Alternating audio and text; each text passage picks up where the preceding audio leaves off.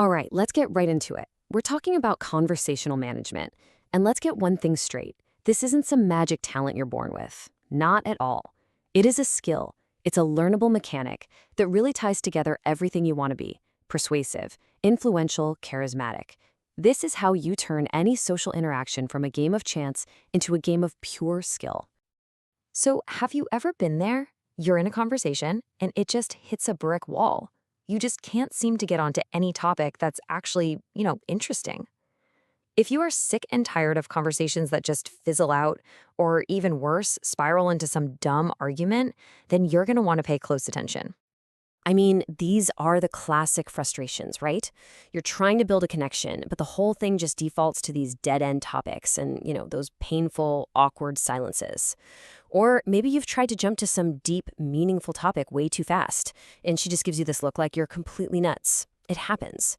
And it happens because there's no framework, no real understanding of the natural flow of a good conversation. So, the first thing we got to get straight is this huge mental shift. A lot of guys, they think they need a rigid plan, like a script of things to say.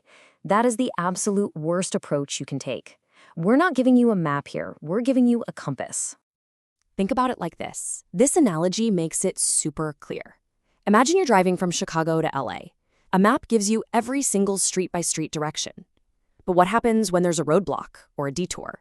You're totally lost, right? A compass, on the other hand, it just tells you, drive west until you see the ocean, then hang a left.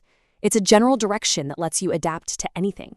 You can be present in the moment instead of being stuck in your head worrying about what you're going to say next. That's the freedom we're talking about. Okay, now for the core mechanic.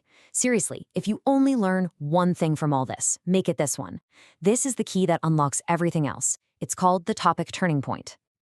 At any given moment in a conversation, you're on a topic. Let's say, I don't know, you're talking about cars. Well, from that one single point, that conversation could naturally branch out in like 6 to 8 different ways, right? You could talk about the car you own, where you bought it, how it feels to drive, a road trip you took. That little fork in the road, that moment of choice, that is the topic turning point. And that, my friend, is the secret sauce. See, most conversations just drift around randomly. But when you consciously choose which of those branches to follow, moment by moment, you suddenly gain the power to steer. You're not a passenger anymore. You're actually directing the entire flow. So you're probably asking, how do I actually use this? Well, you use the 3-stage playbook. Think of this as your guide, your roadmap for taking a conversation from a simple hello all the way to a real, genuine connection. Okay, so we start with the FPI foundation. That stands for fun, positive, and interesting. Once you've got that down, we move to stage 2, engaging emotions and imagination. And only after that, only then, do we even think about stage 3, which is steering towards the romantic and seductive. It's a gradual, natural process. All right, stage 1, the foundation. Look, before you even think about trying to be deep or seductive or anything like that, you first just have to be enjoyable to talk to. Simple as that. Your only goal here is to make the conversation itself a good time. So she walks away thinking, wow, talking to that guy is just fun. And this is your compass for stage 1. At every single topic turning point, this one simple question becomes your internal mantra. You're constantly asking yourself this, and it keeps you locked on the right direction. The tactics here are dead simple. When she brings up something positive, you lean into it. Show you're genuinely interested. Now, if the topic turns negative or boring, complaining about her boss, drama with her friends, don't add fuel to that fire. Just kind of disengage and look for the very first opportunity to pivot by introducing something fun yourself. So why is this whole gradual thing so critical? Well, imagine you're barreling down the freeway at 80 miles an hour.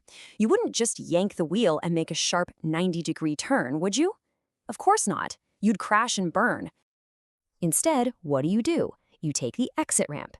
It's a slow, gradual curve that smoothly changes your direction. Conversations work the exact same way. You can't just jump from small talk about your majors to these deep emotional topics. You have to guide the conversation down a natural, gradual off-ramp. And that gradual off-ramp leads you straight to stage 2.